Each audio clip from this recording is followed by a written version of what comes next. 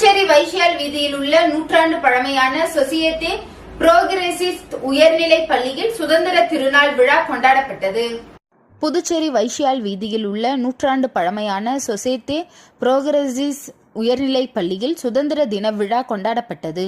பள்ளியின் தலைமை ஆசிரியர் முனைவர் திருமலை வாசன் வரவேற்புரை வழங்கினார்.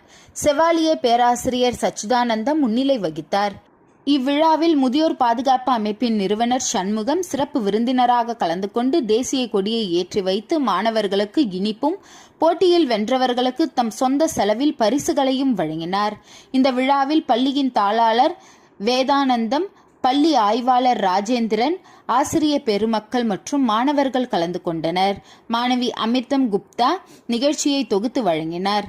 ஆசிரியர் சிவகாம சுந்தரி நன்றியுரை வழங்கினார்.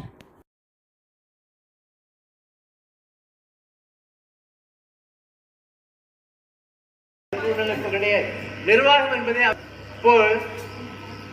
இவர் சொன்னாரு 1962 தான் முழுமையாக இணைந்தது. அப்படிதான் நமக்கு. அதே போல 1947 ஆகஸ்ட்